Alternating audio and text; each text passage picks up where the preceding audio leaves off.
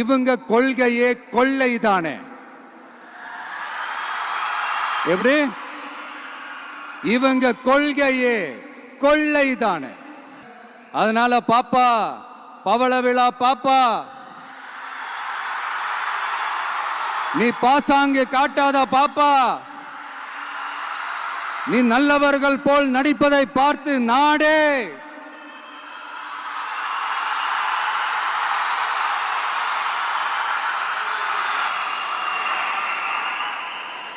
தென்னாட்டு Bernard Shaw, பேரறிஞர் அண்ணா பிறந்த மண்ணில் எங்கள் பேரியக்கத்தின் அண்ணா வருகிறார் உங்களிடம் பேசுவதற்காக.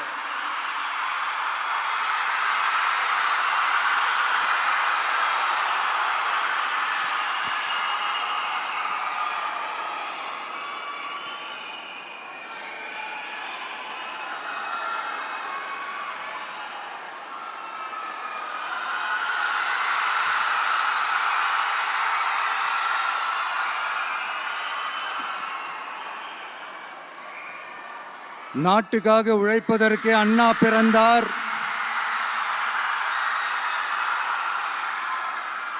பொது நலத்தில் தானே நாள் முழுக்க கண்ணா இருந்தார் அப்படின்ட்டு எம்ஜிஆர் அவர்கள் ஒரு பாட்டு ஒன்று பாடியிருக்கிறாங்க, கேட்டிருப்பீங்க. அப்படிப்பட்ட நம்ம காஞ்சி தலைவர் அறிஞர் அண்ணா அவர்கள் பிறந்த மாவட்டம் தான் இந்த காஞ்சிபுரம் மாவட்டம்.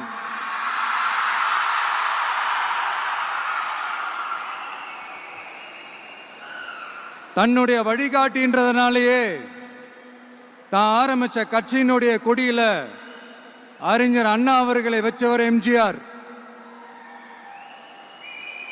ஆனா அறிஞர் அண்ணா அவர்கள் ஆரம்பிச்ச அந்த கட்சியை அதுக்கப்புறம் கைப்பற்றினவங்க என்னெல்லாம் பண்றாங்கன்னு நான் சொல்லிதான் உங்களுக்கு தெரியணுமா என்ன? மக்களே, உங்களுக்கு தான் அது நல்லா தெரியுமே.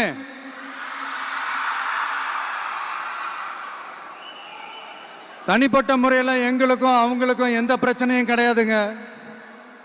எந்த வாய்க்கா வரப்பு தகராறுலாம் எதுவுமே கிடையாதுங்க. அப்படியே இருந்தாலும் அது நம்ம கண்டுக்கவே போறது இல்லைங்க. தனிப்பட்ட முறையில் அவங்களுக்கு வேணா நம்ம மேல வன்மத்தோட இருக்கலாங்க. ஆனா நாமெல்லாம் அப்படி கிடையவே கிடையாதுங்க. ஆனா உங்களை என்ன நம்ம எல்லாரையும் பொய் சொல்லி நம்ப வச்சு ஓட்டு போட வச்சு ஏமாத்தினாங்கல்ல,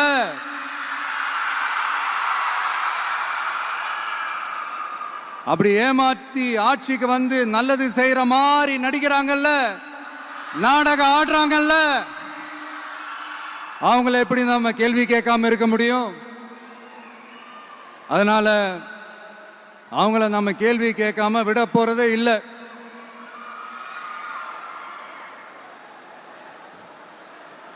இதையே நான் காஞ்சிபுரம் மாவட்டத்தில் இருந்து நான் சொல்றேன்னா, தெரிஞ்சோ தெரியாமலோ இந்த மாவட்டத்துக்கும் நமக்கும் ஆட்டோமேட்டிக்காவே ஒரு கனெக்ஷன் ஒன்று ஏற்படுதுங்க.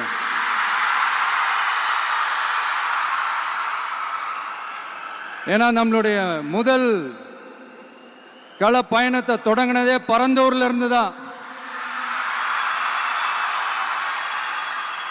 பரந்தூருக்கு போய் அந்த மண்ணில் நின்று அந்த மக்களுக்காக கேள்வி கேட்டதும் இதே அண்ணா அவர்கள் பிறந்த காஞ்சிபுரம் மாவட்டம் தான்.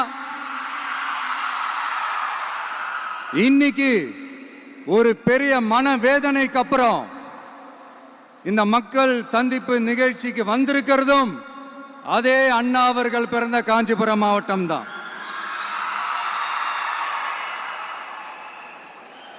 அதனால நமக்கு எல்லாமும் கொடுத்த நம்ம மக்களுக்காக எல்லா நல்லதையும் செய்யணும்.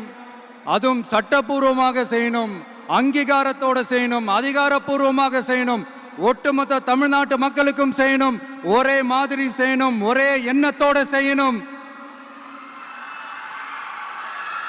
அந்த ஒரே லட்சியத்தோட தான் நாம் அரசியலுக்கே வந்திருக்கிறோம். அதனாலதான் மக்களிடம் செல் அப்படின்னு சொன்ன அண்ணாவை கையில் எடுத்தோம். அவங்க சொன்ன மாதிரி மக்களை நோக்கி போறோம். ஆனா மக்களிடம் செல்னு சொன்ன அண்ணாவை மறந்தது யாரு?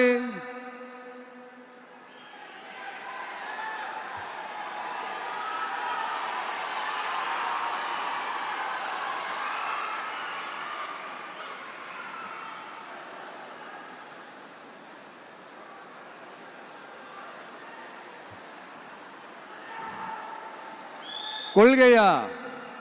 அதனப்பா கிலோ என்ன விலை என்னன்னு கேட்கிற அளவுக்கு அப்படி ஒரு கட்சியை ஒன்று நடத்திக்கிட்டு அந்த கட்சியினுடைய தலைவர் தமிழ்நாட்டு முதல்வர் சொல்றாரு, நமக்கு கொள்கை இல்லையா? எப்படி நமக்கு கொள்கை இல்லையா? பிறப்புக்கும் எல்லா உயிருக்கும்னு ஒரு அடிப்படை கோட்பாட்டை நம்ம கட்சியினுடைய ஒரு முக்கிய கோட்பாட்டை அறிவிச்ச நமக்கு கொள்கை இல்லையா? எல்லாருக்கும் எல்லாமும் கிடைக்கணும், சமூக நீதி கிடைக்கணும், அந்த சமூக நீதி உண்மையான சமூக நீதியா இருக்கணும், சாதி வாரி கணக்கெடுப்பு நடத்தணும்னு ரொம்ப ஸ்ட்ராங்கா சொன்ன நமக்கு கொள்கை இல்லையா? CAA அறிவிச்சதுக்கு அப்புறம் அப்ப நம்ம கட்சி ஆரம்பிக்கிறதுக்கு முன்னாடியே எதிர்த்த நமக்கு கொள்கை இல்லையா? வகுப்பு சட்டத்தை எதிர்த்து உச்ச நீதிமன்றத்துக்கு முதல்ல போன நமக்கு கொள்கை இல்லையா? நீட்ட வந்தா ஒழிச்சிருவேன், நீட்ட வந்தா அழிச்சிருவேன், ஆட்சிக்கு வந்தவனே ரத்து செய்யறது நீட்ட தான், அப்படி இப்படின்னு கதையெல்லாம் விடாம கல்விய மாநில பட்டியலில் சேர்க்கணும்னு சொன்னதோட மட்டும் இல்லாம அதுக்கு ஒரு இடைக்கால தீர்வை சொன்ன நமக்கு கொள்கை இல்லையா? சமத்துவம் சம வாய்ப்புன்னு ரொம்ப ஸ்ட்ராங்கா சொன்ன நமக்கு கொள்கை இல்லையா? இப்படி கொள்கையை வெறும் பேச்சில மட்டுமே பேசிக்கிட்டு எல்லா கொள்கையும் அண்டர் கிரவுண்ட்ல அடக்கி வச்சுக்கிட்டு என்னமோ இவங்களுக்கு மட்டும்தான் எல்லா கொள்கையும் குத்தகைக்கு எடுத்த மாதிரி, இவங்க கொள்கையே கொள்ளை தானே. எப்படி இவங்க கொள்கையே கொள்ளை தானே. இதெல்லாம் மக்களுக்கு யாருக்கும் தெரியாதுன்னு நினைச்சிட்டு இருக்கீங்களா?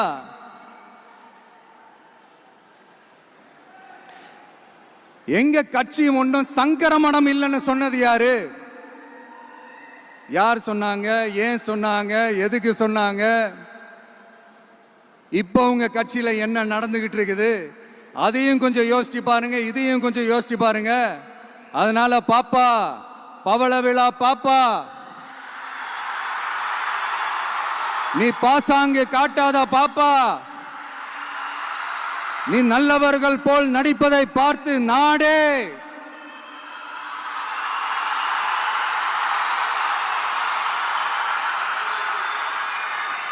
பாப்பான்னு சொன்னோம். அப்ப கூட பாத்தீங்கன்னா பாப்பான்றது ரொம்ப ஆசையா பாசமா சாஃப்டா தான் சொன்னோம். அதையே நீங்க அதிர்ச்சியா எடுத்துக்கிட்டீங்கன்னா அதுக்கு நாங்க என்ன பண்றது? அதே நீங்க விமர்சனம்னு சொன்னீங்கன்னா நாங்க என்ன பண்றது? இன்னும் நாங்க விமர்சனம் செய்ய ஸ்டார்ட் பண்ணவே இல்லையே, இன்னும் நாங்க அடிக்க ஸ்டார்ட் பண்ணவே இல்லையே, அதுக்குள்ள அலர்னா எப்படி?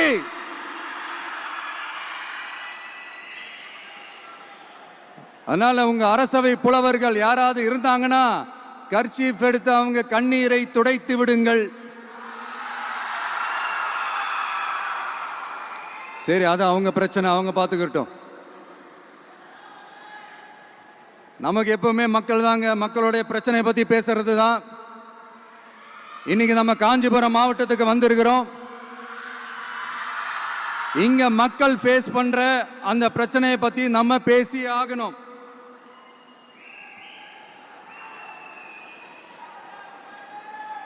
இந்த காஞ்சி மண்ணை வாழ வைக்கிற ஜீவ நதி பாலாறு, உயிர் நதி பாலாறு. இந்த மக்களோட உயிரோடவும் ரத்தத்தோடும் கலந்து ஓடுவது பாலாறு.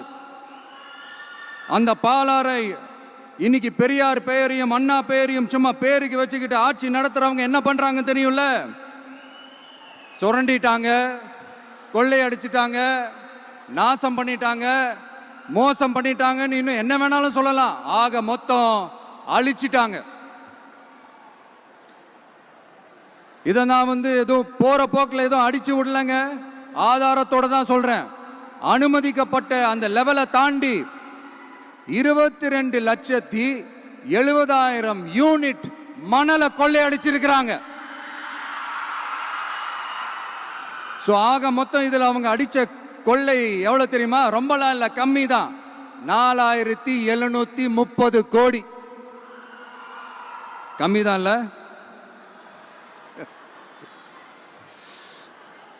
இதுக்கெல்லாம் அவங்க ஆதாரம்லாம் கேட்க முடியாது. ஏன்னா இந்த ஆதாரம்லாம் ஆல்ரெடி கோர்ட்ல இருக்குது, அமலாக்கத்துறை டிபார்ட்மெண்ட்ல இருக்குது. அந்த டிபார்ட்மெண்ட்ல வேலை செஞ்ச சில நல்லவர்கள் அவங்க அடிச்ச அந்த கொள்ளையெல்லாம் தாங்க முடியாம வெளியில வந்து சொன்ன அந்த ஆதாரங்கள், இதெல்லாம் சம்பந்தப்பட்டவங்களுக்கு இன்னும் நல்லாவே தெரியும். அதனால இது சம்பந்தமா ஆதாரங்களை கொடுலாம் அவங்க கேட்க முடியாது.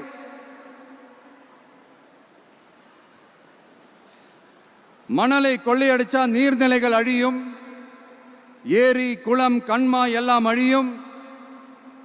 இதெல்லாம் அழிஞ்சா விவசாயம் அழியும், விவசாயம் அழிஞ்சு போனா விவசாயிகள் அழிஞ்சிருவாங்க. ஆக மொத்தம் நாம் எல்லாரும் மொத்தமா அழிஞ்சு போக வேண்டியதுதான். இப்படி மேல இருந்து கீழே வரைக்கும் ஒரு கட்சியை சிண்டிகேட் போட்டு கொள்ளையடிக்கிறத கேள்விப்பட்டிருக்கிறீங்களா மக்களே? இதே காஞ்சிபுரத்தோட உலக பெருமை நம்ம பட்டும் கைத்தறி துணியும் அதை தயாரிச்சு கொடுக்கிற கைத்தறி நெசவாளர்களும் தான். காஞ்சிபுரம் பட்டுன்னு சொன்னா உலகத்துக்கே தெரியும். ஆனா அதை தயாரிச்சு கொடுக்கிற நெசவாளர்கள் நிலை என்ன தெரியுமா? வறுமை, துன்பம், கந்துவட்டி கொடுமை. பட்டு கைத்தறிக்கு கூட்டுறவு சங்கங்கள் இருக்கு, பருத்தி கைத்தறிக்கும் கூட்டுறவு சங்கங்கள் இருக்கு. சுமார் 40,000 பேர் அதில் உறுப்பினர்களா இருக்கிறாங்க. அது போக சாய தொழில், தறிப்பட்டறை தொழில் இதை நம்பி 40,000 குடும்பங்கள் இருக்கு. ஆனா அவங்களோட ஒரு நாள் கூலி எவ்வளவு தெரியுமா? வெறும் 500 ரூபா தான். அதை கொஞ்சம் அதிகப்படுத்தி கொடுங்கன்னு போராடி போராடி பார்த்து ஒன்றும் நடக்கல. இதோட அவங்க கஷ்டம் முடிஞ்சுதா? வடகிழக்கு பருவமழை அந்த 500 ரூபா கூலிக்கு வேட்டு வச்சிடுச்சு. எப்படி விவசாயிகள் டெல்டா மாவட்டங்களில் மழையால பாதிக்கப்பட்டாங்களோ, அவங்கள கண்டுக்காம எப்படி இந்த அரசாங்கம் கைவிட்டுடுச்சோ, அதே மாதிரி தான் நம்ம கைத்தறி நெசவாளர்களும் மழையால பாதிக்கப்பட்டிருக்கிறாங்க. அடுத்து இந்த காஞ்சிபுரம் மாவட்டத்தோட பஸ் ஸ்டாண்டு 60 வருஷத்துக்கு முன்னாடி கட்டினதான். அண்ணா அவர்கள் ஆட்சிக்கு வந்தப்போ கட்டியிருப்பாங்க போல. அது இன்னும் புதுப்பிக்க கூட முடியாம கேட்டா என்ன சொல்லுவாங்க? அந்த லேண்டு வந்து கேஸ்ல இருக்குது. இல்ல நான் கேட்கிறேன், ஒரு கவர்மெண்ட்னால வேற ஒரு நல்ல இடத்தை தேர்வு செஞ்சு ஒரு பஸ் ஸ்டாண்ட் கட்டி தர முடியாதா?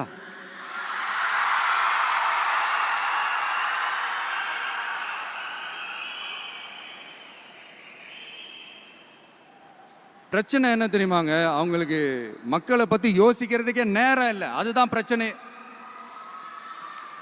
அடுத்து பாலாஜாபாத் பக்கத்துல அவலூர் ஏரி இருக்கு. அது பாலாற்றை விட உயரமா இருக்கு. அதனால என்ன ஆகுதுன்னா, ஆத்து தண்ணி ஏரிக்கு போக முடியாம போயிடுது. அதை சரி பண்ணி அந்த இடத்துல ஒரு தடுப்பணையை கட்டினா ஏரி நிறைய தண்ணி நிற்கும். அப்படி நின்னா அவலூர் மட்டும் இல்ல, ஆசூர் உட்பட இன்னும் எத்தனை கிராமங்கள், எத்தனை ஆயிரம் ஏக்கர் விவசாயம் நல்லா நடக்கும். இதுக்கு இன்னும் எத்தனை வருஷம் மக்கள் கோரிக்கை கொடுக்கணும், மக்கள் போராடணும். இந்த பிரச்சனையெல்லாம் இருக்கிற அதே காஞ்சிபுரம் மாவட்டத்தில் தான் பரந்தூர் ஏர்போர்ட் கட்டுற பிரச்சனையும் இருக்குது. அந்த பிரச்சனையில கண்டிப்பா நாங்க விவசாயிகள் பக்கம் தான் நிற்போம், அதுல எந்த மாற்று கருத்துமே கிடையாது. இந்த கவர்மெண்ட் பரந்தூர் விவகாரத்தில் எங்களுக்கோ இல்ல விவசாயிகளுக்கோ எந்த விதமான காரணங்கள் சொல்லி எஸ்கேப் ஆகவே முடியாது. இப்படி மக்களுக்காக மக்களோட பிரச்சனைகளை எடுத்து பேசுறதுனால இப்போ ஆட்சியில் இருக்கிறவங்களுக்கு நம்ம மேல ஒரு ஆத்திரம் வரத்தானே செய்யும். அதனால தான் நீங்க பாத்தீங்கன்னா சட்டசபையில் ஆரம்பிச்சு ஒரு சாதாரண நிகழ்ச்சி வரைக்கும் எல்லா மேடையிலையும் மேடைக்கு மேடை டிவிக்கே தான். டிவிக்கே அவதூறு, அவதூறு டிவிக்கே, டிவிக்கே அவதூறு, அவதூறு டிவிக்கே. இதுக்கெல்லாம் கண்டிப்பா நாங்க பதில் சொல்லுவோம், சொல்லாமலாம் இருக்க மாட்டோம். இப்ப கூட கரூரை பத்தி பேசுவேன்னு எதிர்பார்த்திருப்பாங்க, அதை நான் கொஞ்சம் அப்புறமா பேசுறேன். பட் இப்போ நம்மளுடைய விஷன் என்னன்னு சொல்லணும்னு நான் கொஞ்சம் ஆசைப்படுறேன். நம்ம ஆட்சிக்கு வந்தா, அது என்ன வந்தா,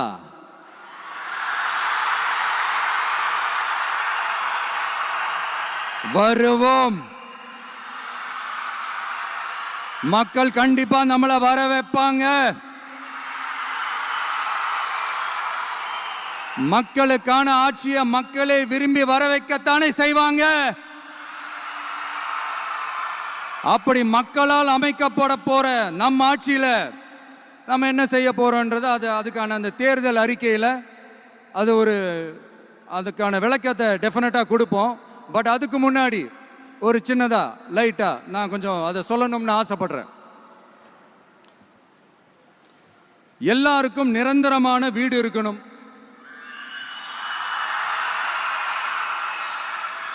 ஒவ்வொரு வீட்டுக்கும் ஒரு மோட்டார் சைக்கிள் வாகனம் உறுதியா இருக்கணும். காரும் தான் லட்சியம். அதுக்கான வசதி வாய்ப்பை உருவாக்குற அளவுக்கு பொருளாதார வளர்ச்சிக்கு வழியை உண்டாக்கணும். ஒவ்வொரு வீட்டில் இருக்கிற ஒவ்வொருத்தரும் மினிமம் டிகிரி படிச்சிருக்கணும்.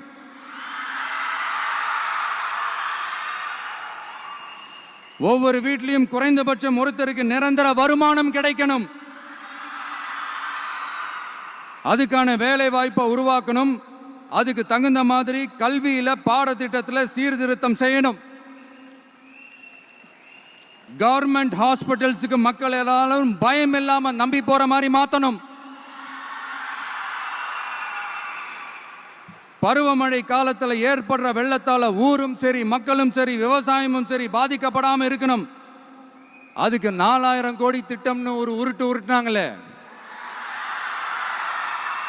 அந்த மாதிரிலாம் எதுவும் இல்லாம உண்மையான ஒரு பாதுகாப்பு திட்டத்தை உருவாக்கணும். மீனவர்களோட, தொழிலாளர்களோட, நெசவாளர்களோட, அரசு ஊழியர்கள் மற்றும் ஆசிரியர்களோட கருத்து கேட்டு அவங்களுக்கான பாதுகாப்பு மற்றும் வளர்ச்சி திட்டங்களை உருவாக்கணும். உருவாக்குறது மட்டும் இல்லை, அதை செயல்படுத்தணும். முக்கியமா இண்டஸ்ட்ரியல் டெவலப்மெண்ட்ஸ்ல கான்சென்ட்ரேட் பண்ணணும். எல்லாத்தையும் விட ரொம்ப ரொம்ப முக்கியம், சட்டம் ஒழுங்க ரொம்ப ஸ்ட்ரிக்டா வச்சிருக்கணும். நம்மளுடைய அம்மா, அக்கா, தங்கச்சிகள், அவங்களுடைய பிள்ளைகள், குழந்தைகள் எல்லாருக்கும் பாதுகாப்பை, அதுவும் உண்மையான ஸ்ட்ராங்கான பவர்ஃபுல்லான பாதுகாப்பை உண்டாக்கணும். அண்ணா யூனிவர்சிட்டியில நடந்த அந்த பெண்ணுக்கு நடந்த அந்த பிரச்சனை மாதிரியோ, இல்ல கோவையில் நடந்த அந்த கல்லூரி பெண்ணுக்கு நடந்த பிரச்சனை மாதிரியோ அதெல்லாம் நடக்க விடவே கூடாது. நம்ம வீட்டு பெண்கள் ஸ்ட்ராங்கா, பயமே இல்லாம தைரியமா இருக்கணும்.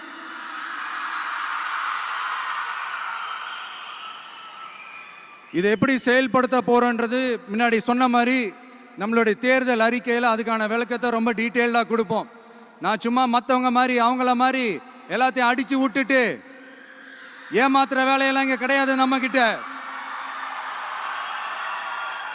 நான் மறுபடியும் சொல்றேன், நம்ம அரசியலுக்கு வந்தது உங்களுக்கு நல்லது நல்லது நல்லது மட்டுமே செய்யறது தான். எங்களுக்கு வேற எந்த அஜெண்டாவும் கிடையாது. அதனாலதான் பாத்தீங்கன்னா கொள்கை எதிரி யாரு, அரசியல் எதிரி யாருன்னு திட்டவட்டமா சொல்லிட்டு அது வெளியே சொல்லிட்டு களத்துக்கு வந்திருக்கிறோம். அதுல எந்த விதமான குழப்பமோ எந்த விதமான ஊசலாட்டமோ எதுவுமே இருக்க போறதில்ல. இந்த விஜய் சும்மா எதையும் சொல்ல மாட்டான். ஒன்னு சொன்னா அதை செய்யாம விட மாட்டான். அது மக்களுக்கு நல்லாவே தெரியும். அப்புறம் ஒரு அதிசயம் சொல்ல முடியாது, இது ஒரு கண்டுபிடிக்க முடியாத ஒரு உண்மைன்னு சொல்லலாம். அது என்னப்பா அது தற்குறியா?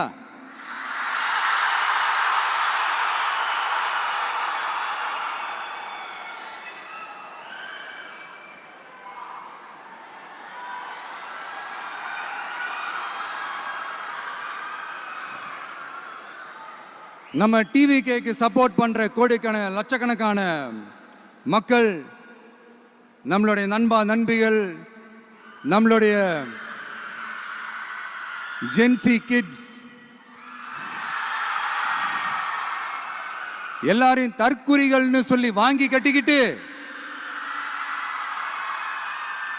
இப்போ அவங்களாம் தற்குறி எல்லாம் கிடையாது, அப்படிலாம் அவங்கள கூப்பிடாதீங்க, அவங்க சங்கிகள்லாம் கிடையாது, அப்படிலாம் அவங்கள கூப்பிடாதீங்கன்னு சொல்லி ஒரு குரல். யாருடா அந்த குரல் அப்படின்னு பார்த்தா, இப்ப ரீசெண்டா அறிவு திருவிழான்னு ஒன்று நடத்தினாங்கல்ல, சாரி அவதூறு திருவிழா. அதுல அவங்க தலைமையே குழப்புற மாதிரி, அறிவு கண்ணை திறந்து வைக்கிற மாதிரி ஒருத்தர் பேசியிருக்கிறார். அவர் யாருன்னா அது அவங்களோட எம்எல்ஏவே. அந்த எம்எல்ஏ யாருன்னா நம்மளுடைய கொள்கை தலைவர்கள் ஒருத்தரான மக்கள் சேவகர் அஞ்சலை அம்மாளோட சொந்தக்காரர். என்னடா இது இப்படி ஆகி போச்சு? டிவிகேக்கு சப்போர்ட் பண்ற மாதிரி நம்ம கட்சியிலேருந்தே ஒரு குரல் வருதுன்னு சொல்லி தலைமையில் ஃபுல்லா கன்ஃபியூஷன். அந்த கன்ஃபியூஷன் இதோட நிக்காது. அந்த ஆதரவு குரல் ஒரு வீடு விடாம, ஒரு இடம் விடாம, எல்லா இடத்துலயும், எல்லா வீட்லயும் இன்னும் பலமா எதிரொலிக்குதான் இல்லையான்னு பாருங்க. சும்மா பிளாஸ்ட் தான்.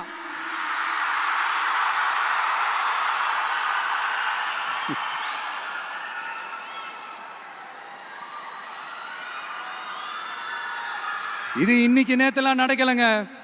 1972லயே நடந்து முடிஞ்சிருச்சு. எப்போ எம்ஜிஆர் அவர்கள் கட்சி ஆரம்பிச்சாங்களோ அப்பவே அது ஒரு கூத்தாடி கட்சி. எப்போ எம்ஜிஆர் அவர்களுக்கு பின்னாடி அத்தனை மக்கள் திரண்டு நின்னாங்களோ அப்பவே அது ஒரு கூத்தாடி கும்பல். நடிகர் கட்சின்னு சொன்ன ஒருத்தர் அதுக்கப்புறம் எம்ஜிஆர் கூடயே போய் சேர்ந்துட்டாரு. இன்னொருத்தர் இவரெல்லாம் ஒரு ரவுண்டு தாங்க வருவாரு, ரெண்டாவது ரவுண்ட்லாம் காணாம போயிடுவார்னு சொல்ல இன்னொருத்தர் அதுக்கப்புறம் போய் எம்ஜிஆர் கிட்டே போய் சேர்ந்துட்டார். ஸோ இந்த மாதிரி இவங்க 2 பேர் மட்டும் இல்ல, ஒட்டுமொத்த தமிழ்நாட்டு மக்களும் எம்ஜிஆர் அவர்கள் கூட தானே போய் சேர்ந்தாங்க.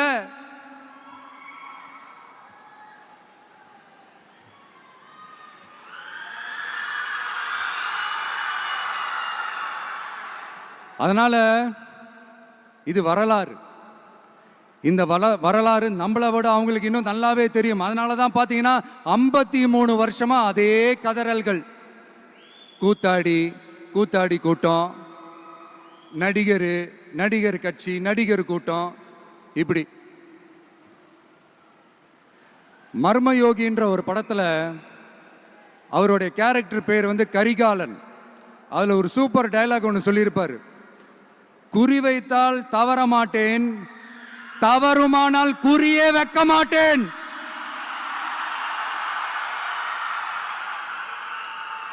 இதெல்லாம் யாருக்கு சொல்றோம், எதுக்கு சொல்றோம்னு புரிய வேண்டியவங்களுக்கு புரிஞ்சா நல்லா இருக்கும். ஏண்டா இந்த விஜய தொட்டோம்?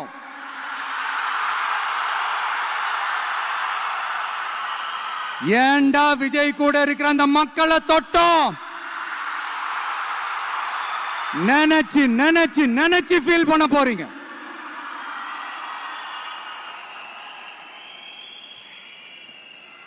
அப்புறம் நமக்கு இந்த அரசியல் புரிதல்லாம் இல்லை, அது இல்லை, இது இல்லை. அப்புறம் நான் கேட்குறேன், மக்கள் எல்லாரும் உங்களுக்கு தற்குறிகளா?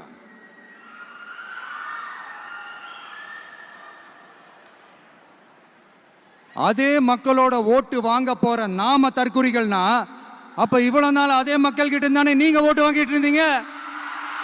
அப்ப நீங்க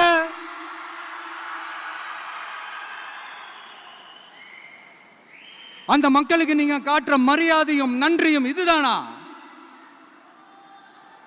ஒன்று மட்டும் சொல்றேன், எழுதி வச்சுக்கோங்க. இந்த தற்குறின்னு சொல்றீங்கல்ல, இந்த தற்குறிகள்லாம் ஒன்னா சேர்ந்துதான் வாழ்நாள் பூரா விடையை கண்டுபிடிக்காத முடியாத அளவுக்கு உங்க அரசியலே ஒரு கேள்விக்குறியாக்க போறாங்க.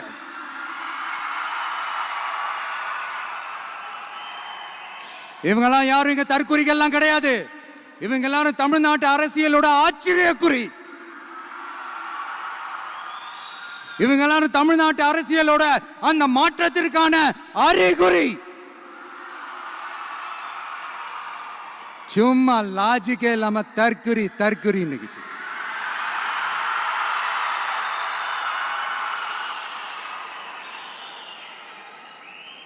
நண்பா, நண்பி,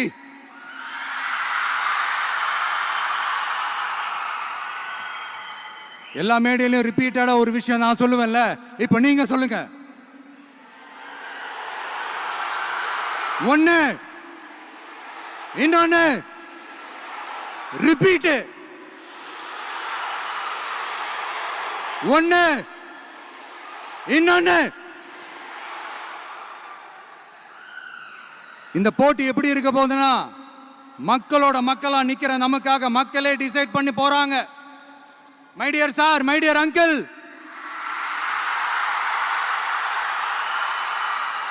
ஆல்ரெடி டிசைட் பண்ணியாச்சு.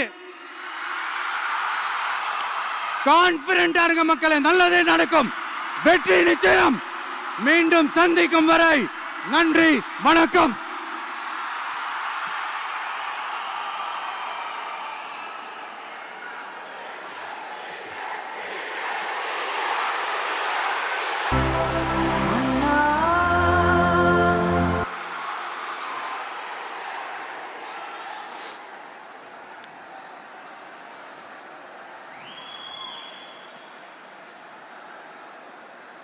வெளியில் போக பர்மிஷன் கிடைச்சவொன்னே கூடிய சீக்கிரம் வெளியில் வருவோம்.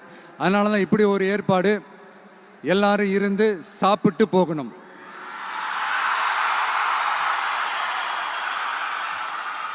நன்றி, வணக்கம். சொல்ல மறந்துட்டேன், என் நெஞ்சில் குடியிருக்கும்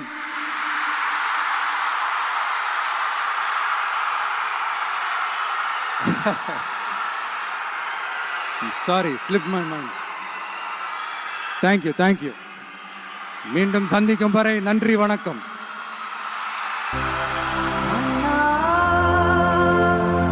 எங்க உரிமை காவல்.